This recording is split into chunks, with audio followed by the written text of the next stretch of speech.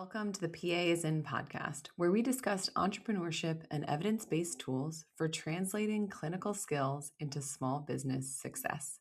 I'm Tracy Bingaman, physician associate turned entrepreneur, and your guide to building a small business that actually works for your life. My guest today is Dr. Christopher Cannell, a physician associate with over 2 decades of experience in emergency medicine, orthopedics, hospital medicine, and leadership, who has built a highly successful medical legal consulting business alongside his clinical and academic career. In this episode, we break down what it actually looks like to build a consulting business as a clinician, specifically in the medical legal space, and why this path is one of the most underutilized and high integrity ways to diversify your income without walking away from medicine. We talk about how Chris went from full-time clinical work to designing a career with more flexibility, more income, and more control, and the exact steps he took to get there. We also have honest conversations about what medical legal consulting really is, how to get started, even if you don't have a doctorate, how to get paid like an expert outside the exam room, and why this work can actually make you a better clinician. There's a lot of noise right now around sign gigs and entrepreneurship for clinicians. Some of it high value, and some of it not so much. If you've ever thought there has to be a way to use my clinical expertise to make more and work less clinically and still feel like I'm being valued for my knowledge, this is that conversation. Dr. Cannell is also building a training program to help clinicians launch consulting businesses of their own, and we talk about what that looks like and who it's for. Before we dive in, just a quick reminder.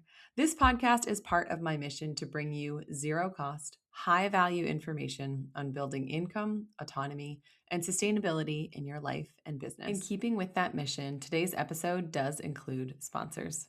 And now, my conversation with Dr. Chris Cannell. Dr. Cannell, welcome to the show. Thank you so much for being here. Absolutely. I'm looking forward to it. So tell us a little bit about who you are and what you do. Yeah, so my name is Dr. Christopher Cannell. You just call me Chris. I am a PA for just about 23 years now. Been working in orthopedic surgery, emergency medicine for the majority of my career, and done a lot of work in leadership, operational work, and been doing a lot of academic work over the last several years. Been precepting PA students since 2007, but made the official leap as of January 1 to being a full-time assistant professor at University of Lynchburg, in addition to doing some part-time clinical work and then my consulting work. Awesome. I love the description of a leap as opposed to like a shift or a change. Was that a big deal, a big decision? Had you been thinking about that for a while in terms of going from full-time clinician, part-time entrepreneur to full-time educator, part-time clinician, full-time entrepreneur? Yeah, so I have. It's been a lot of years in the making, trying to figure out sort of where I wanted to go. I've been a consultant since 2017, and I've been trying to sort of figure out which path I was going to go. And I wasn't even sure, even after I got my doctorate, where I was going to go, because it's a tough market to sort of pursue, and you add in life responsibilities. Slowly but surely through time, my spectrum really narrowed, and I really understood what was important to me and what I wanted out of my life. And what was most important for me was to have greater control over my schedule, to be more present for my family, and really do things that I really enjoy, which is consulting, which is teaching, which is really having an impact. And I couldn't do that unless I was able to make a certain amount of money to sort of pay the bills and send kids to the school. And so it became more clear to me what that path was. And I am like the happiest I've been ever in my professional life right now. That's amazing. There are so many people listening who are thinking, I am hungry for that flexibility. As a profession, I think our PR people are doing a good job for physician associate profession in terms of saying there is flexibility, but that's almost always followed by a clinical description. You can change specialties, you can go part-time, you could do inpatient or outpatient, you can work in any specialty of medicine.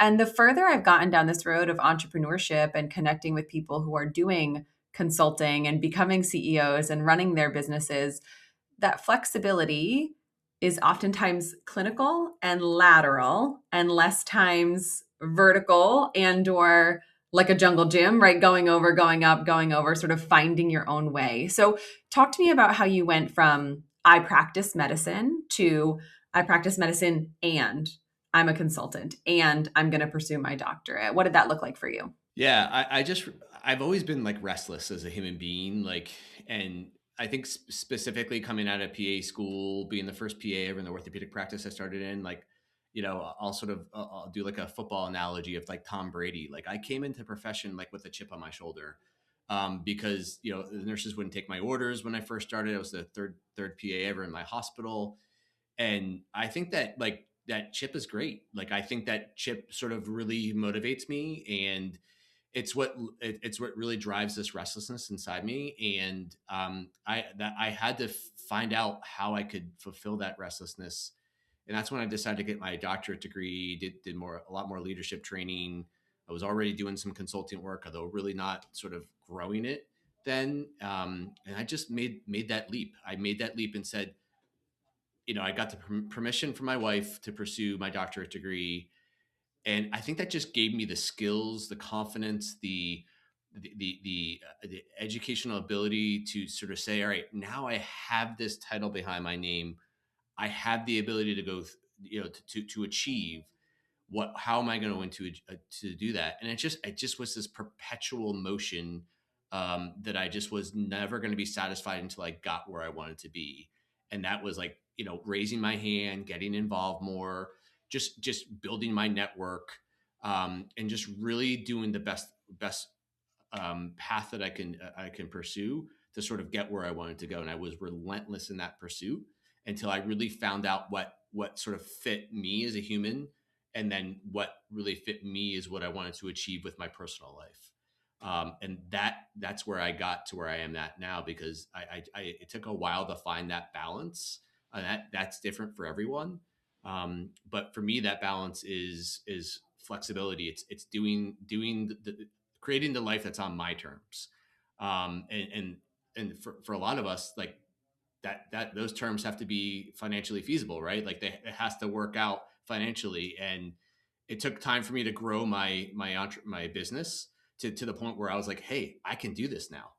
I have the ability. I'm doing so well with the entrepreneurship that I can go into academia, that I can work part time, and now I'm making the most money I've ever have, more than I've ever dreamed of, because I've been able to sort of explore all these areas.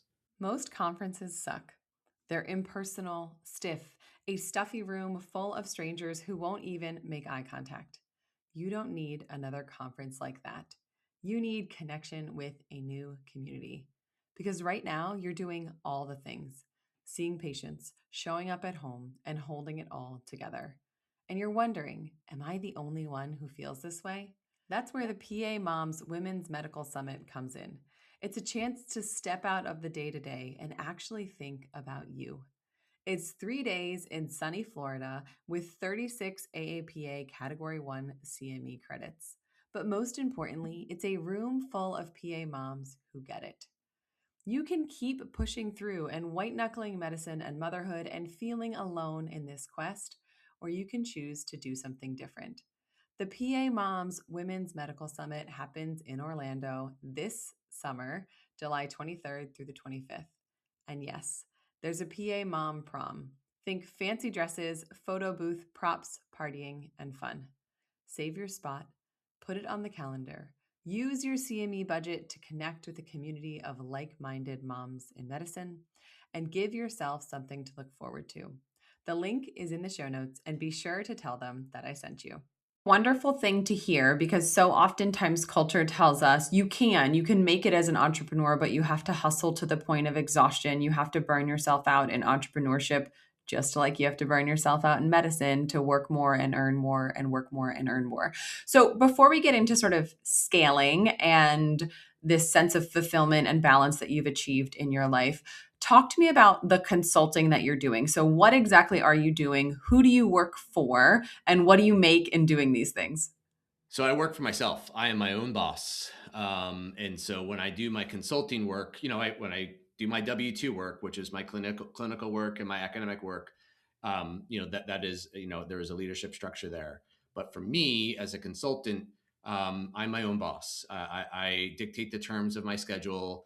I have a very formal system that I use. I have a virtual assistant that I utilize, who's been amazing for my growth. I basically I do medical legal consulting as the main work that I do, and I do some educational consulting work and healthcare consulting work in addition to that. But the majority of what I do is I'm a medical professional legal consultant, so I review cases. I'm an expert witness. I review cases for merit, for the standard of care. Because of my diverse skill set, so I've worked in the majority of my career has been in emergency medicine, orthopedic surgery. I'm currently credentialed in hospitalist medicine, credentialed in. I've done critical care, urgent care, and so that diverse skill set allows me to assess cases beyond just doing expert work. So I do, I'm able to look at cases that are up for malpractice cases that there are liability claims, I work with law firms. So I do my own invoicing. I have my own LLC.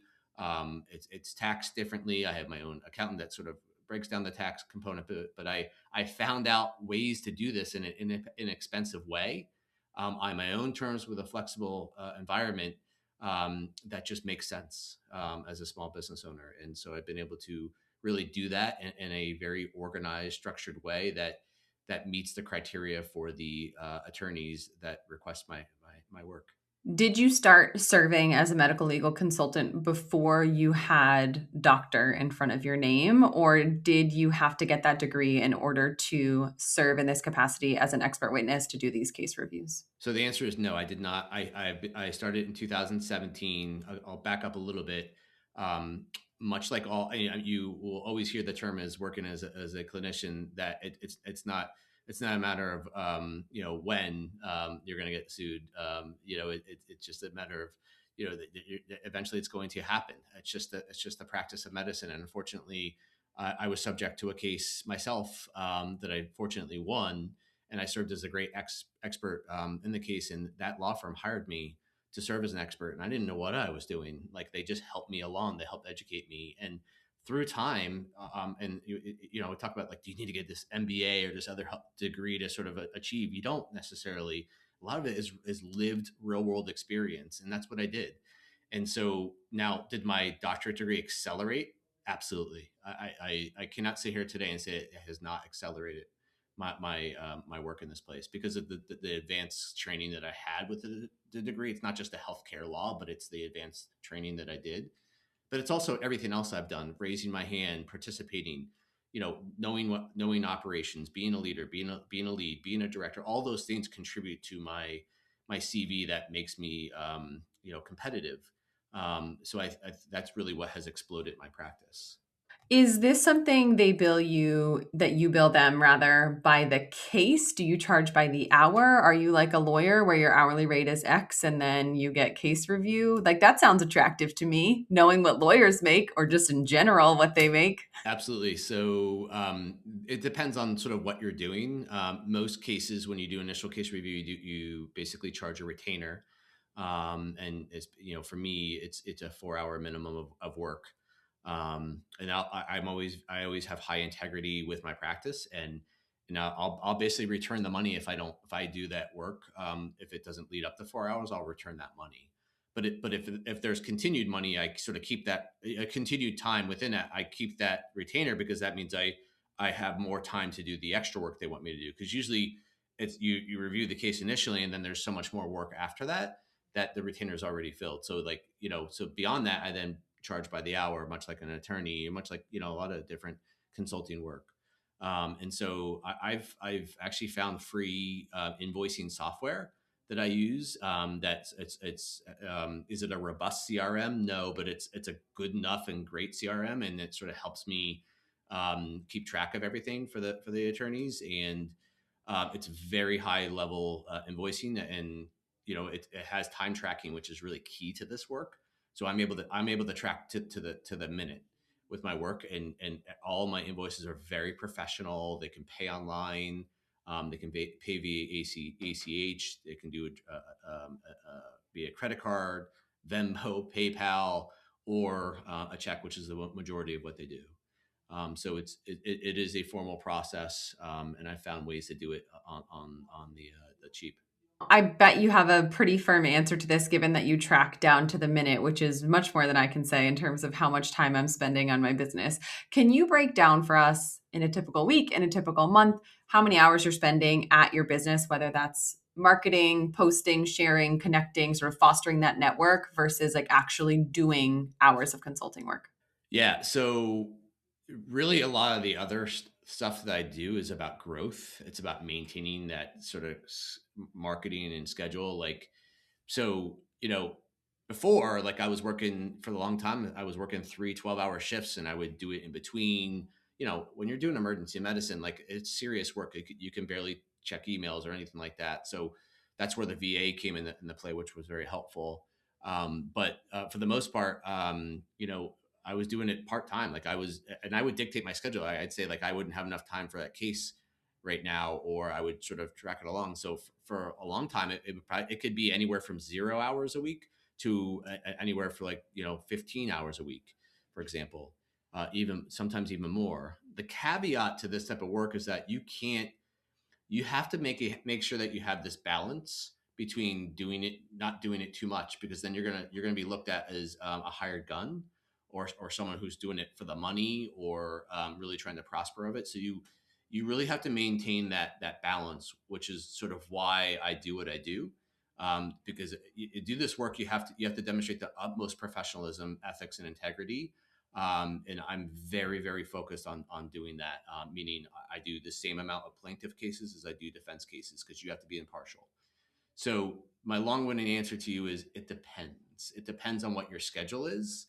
It depends on sort of what you have time for, all that type of business. But a lot. I spend a lot of time on marketing. I work with a lot of messaging back and forth between my VA. When I say marketing, like I'm not like doing like tremendously advertising. It's just like maybe just keeping consistent with like LinkedIn or Instagram posts, liking and networking with attorneys, because you can't really advertise too much, because then you look like, again, a hired gun. You look like you're trying to prosper on this financially. So you really have to maintain this balance. So this is not, unless you're doing like sort of in-house work, this is, as an expert, you really can't do this like a full-time job. Um, you can in some respects.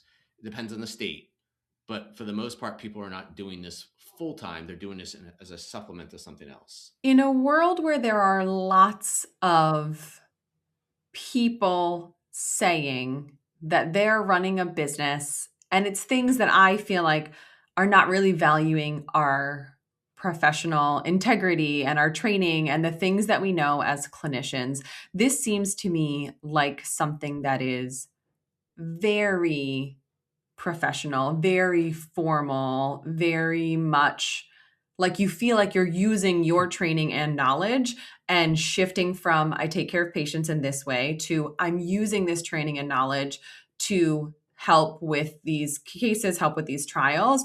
Do you feel like you're being valued as a clinician and as an entrepreneur in what you're billing and what you're doing? Absolutely.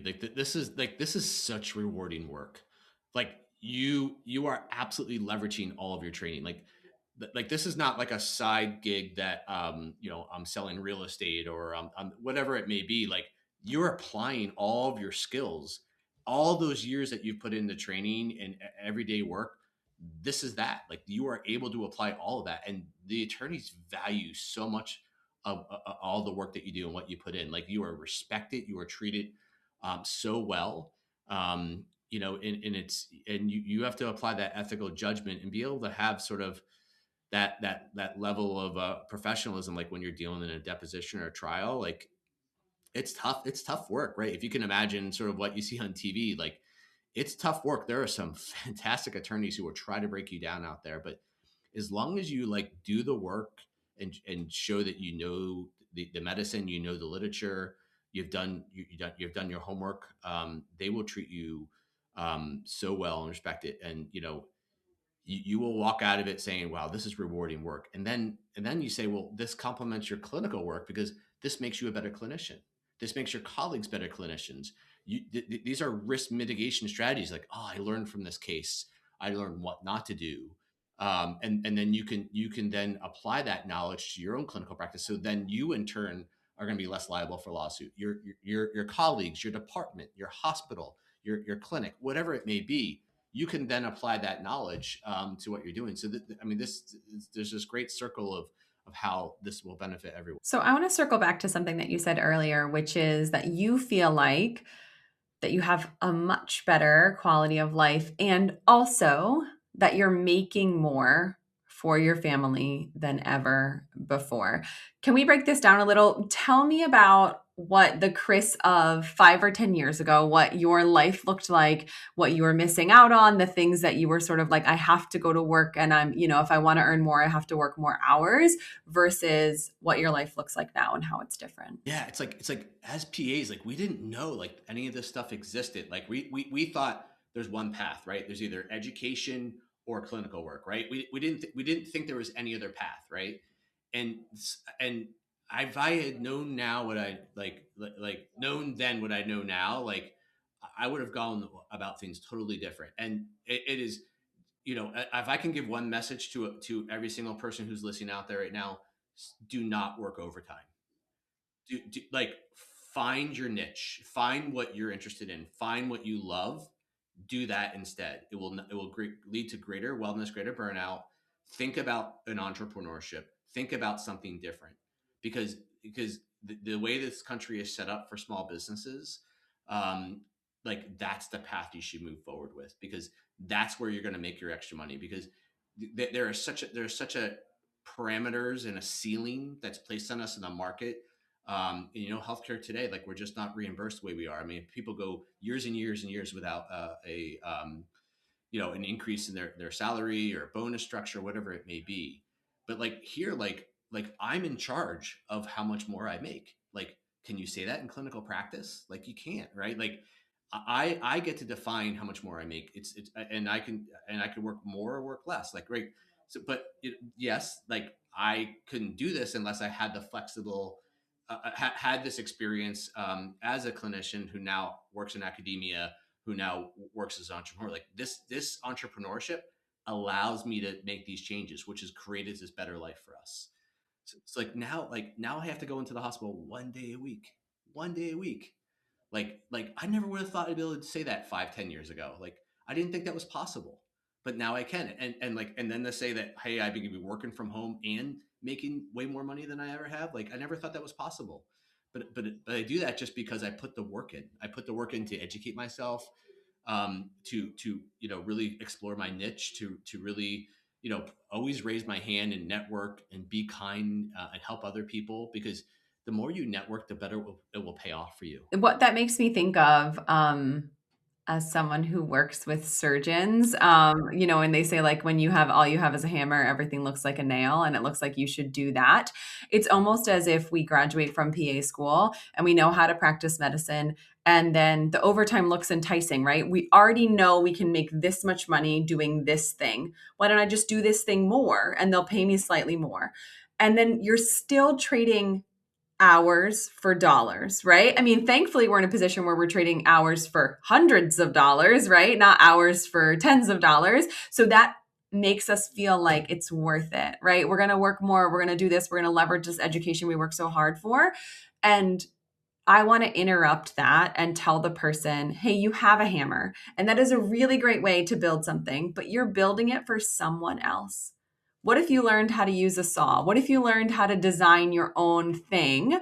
Because unless you start a company that is providing healthcare, unless you start a company, as you go into work as a clinician, you're always working for someone else. But when you start something, and listen, running a business is the single most humbling, exhausting, personal and professional development journey you will ever go on. You will learn things about yourself that you never wanted to know, because now you know that you are just not good at that thing and now you have to get better at it. It is one of the things I think running a business and parenting are two of the things that are the most humbling in this world, at least in my experience. But you're building something as an entrepreneur as opposed to going to someone else's building and working for them. It's yours, right? Like those, just like those kids are yours. Like you're invested in it, right? Like I totally agree with you. I mean, I think being a parent is the most humbling thing you can ever do. And and just to sort of break down off of that, I mean, most of us are parents, right? Like, so I have done this, 10 years ago when my kids were younger? No. I don't think that I could have, because the time and energy and the focus that was needed for them, especially with my wife, who's also a PA, like it's really tough. But sometimes you can make it work. I mean, not everybody's spouse is a PA, right? Like, or a doctor or whoever it may be.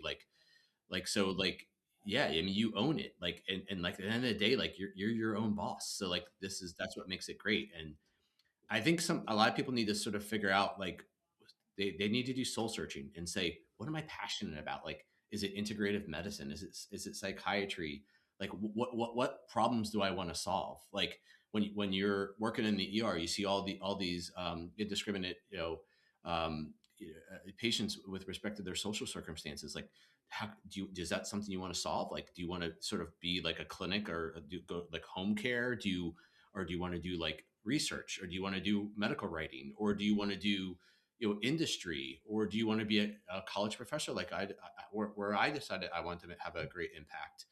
um, you know there are so many different ways that you can use your degree and your training that are unique to you and what your interests are. And so think about that and how you can make it work for you, and spend some time like talking to others, networking, because everybody wants to give back. And just think about sort of speaking to subject matter experts that are within that sort of niche that you're interested in, and just talking and exploring, because there's so many options out there. Sort of going off that, you said I could never have done this when my kids were young because I didn't have the time, the energy, or the focus. So I launched my business when my youngest kid was maybe two. Now she's 5, or now she's 7. But you also have to have the margin. So you have to have the time margin, the financial margin, right?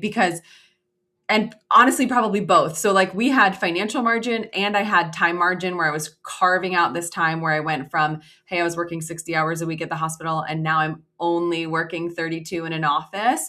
Of those extra hours, what if I spent half of them growing something and probably a quarter of them sleeping or more because I really needed that at the time? And then also was able to show up better for my family in the breakdown of that time. Because I will tell you, I would love to teach you how to grow and scale a business and be profitable from the very first day, but there are so many things you have to do to network, to figure out your niche, to figure out your product, to market that, to have a menu, to know what to charge.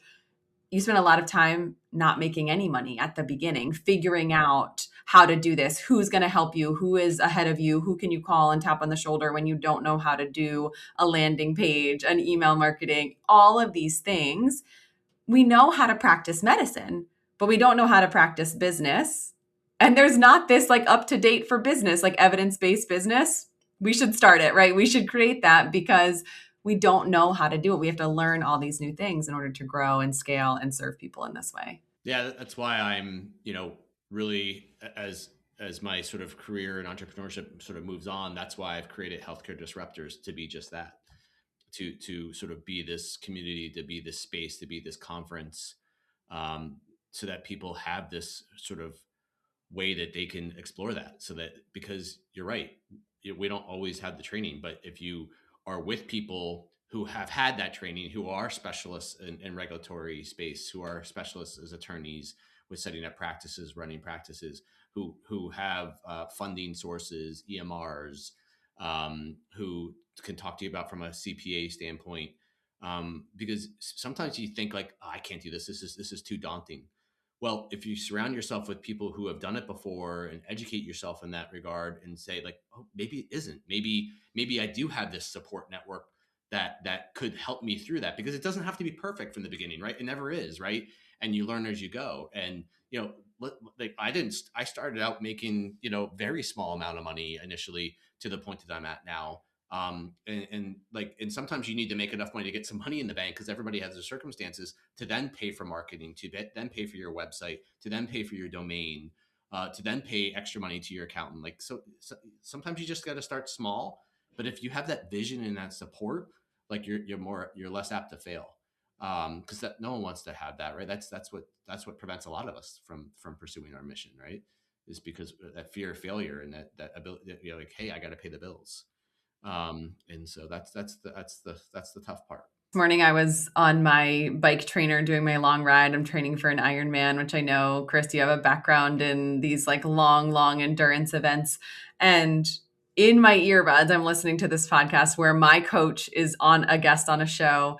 It's called Happy Hour with Haley. Haley Chura is a recently retired pro triathlete. And these two pro triathletes are chatting back and forth. And Haley says, yeah, everyone I've ever met is an endurance athlete. And then she said, that's actually probably a really skewed view, right? Like she's like, these are the people that I coach, these are the people that I surround myself with. And so she's like, probably normal people think I'm crazy, right? Because Ironmans are just normal for me. And I laughed out loud. One of my kids was sitting there. He was like, what are you laughing at? And I was like, I have started to feel like this about entrepreneurship. I used to feel like I'm in a silo. I'm the only, clinician who's doing this. I'm the only PA who's building something. And now I look around and I'm like, oh, I could name 20, right? I can name dozens of people who are out here building something. But unless you can see them, unless you connect with them, unless you know who they are, it can feel very isolating and very lonely to be on this like lone, trail through the forest where no one has ever trod before trying to find your way. So definitely reaching out to people who are one step, 10 steps, 20 steps ahead of you to say like, hey, what are they doing? And how can I get from where I am to where they are? So, so important.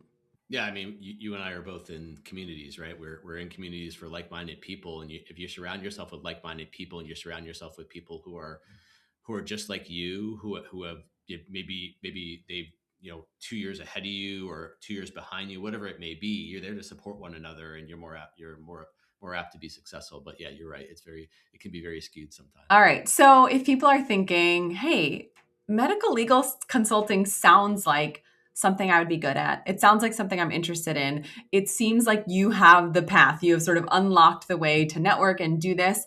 Where can they go to learn more and figure out how to start something like this on their own? So if you're looking like, so I've done extra credentials and training in this space, and I've been successful in this space, and I've gone through the trials and tribulations. And so if you're looking to get training, how to do it, how to go about starting the business, how to be successful in the business, how do you set up a software? How do you set up an invoicing? All that.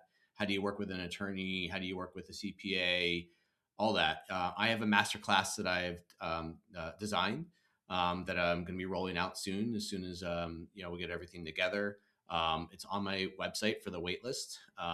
So I just recently switched over from my Wix website over to Kajabi because Kajabi is a grader for CRM and for marketing campaigns and communities. And another reason why I set it up that way is because of the email campaigns. Because I'll be able to email market for PAs, NPs, CRNAs, physicians, et cetera, whoever takes the masterclass. So I have a over 8,500 attorney list that I can market for you. That vetted by me on behalf of the AP consultant. So if you go to the APC consultant .mykajabi.com, that is my website that I actually just launched today. I previously was on Wix and was called the APC Consultant, but I needed a more robust website and community to serve for the masterclass and beyond. So I switched over to Kajabi. Awesome. And if people want to connect with you, tap into your network, what platforms are you most active on and where can they go to follow along and see you sharing and sort of take a look at your example and say, oh, Chris is sharing an article about this. I think I could do something like that to build this trail and start to build this credibility. Yeah, from like a CME standpoint, from an education on risk management standpoint, I'm the president of PAs in legal medicine, and so we have our own LinkedIn, Instagram, Facebook page, and then our website, which we actually just redid. We're about to roll that out very soon. But I serve in that capacity there, providing some CME activity and leadership capacity. So if you have an interest in doing medical legal medicine and you really want to network with like-minded people and really want to learn the landscape and have access to education opportunities that you may not necessarily have access to otherwise, and then at discounted rates for events, we're going to be doing some training for depositions and for trials for a discounted rate than you would get otherwise. Go to apom.net so you can enroll as a member there. And then from my business standpoint, you can reach out to me at Chris at the apcconsultant.com. And I'm very active on LinkedIn, both professionally with my own profile, but also with my APC consultant healthcare disruptor profiles. I'm active on Instagram for both as well. And then same thing with Facebook. So you can go to the APC consultant for both Instagram and Facebook. Awesome. We will link all of those things in the show notes so people can connect with you, follow along, and see what is new. Thank you so much for spending your time with us today and sharing your wisdom and your experience. Absolutely. If I can just advocate for clinicians out there and have us solve some of these healthcare conundrums that we have with our current system, that would create such value in my life, because I want to see people succeed and I want to see patients get better care. So I'm really excited for the years to come. All right. If this conversation lit a spark for you, here's the takeaway. You don't need to work more overtime. Instead, create options for yourself by learning to do something else and building something for yourself. If medical legal consulting is something that you're curious about, Chris mentioned a masterclass that he is rolling out soon. We've linked everything in the show notes where you can find all of the information about that and learn more about PAs in legal medicine and connect with the APOM community.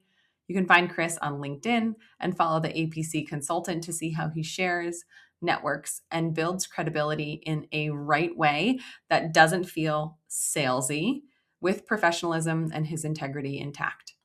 And if this episode made you think, okay, I think I'm ready, I want to build my own version of this, come hang out with me beyond the podcast. Make sure that you're following along. Make sure that you're on the email list. Send me a little note, tracy@tracybingaman.com, and we can set up a time to chat. I'll keep helping you build a career that's sustainable, profitable, and uniquely yours. If you enjoyed this episode, or if you know someone who would just be incredible at medical legal consulting, can you do me a favor? Can you share it with a clinician friend or colleague who's burned out, who thinks the only way to make more money is to work more hours? Don't forget to follow the show so that you see as the rest of the Entrepreneur episodes drop and you are the first to know. Thank you, as always, for tuning in to another episode of The PA is In. That's all for today. This PA is out.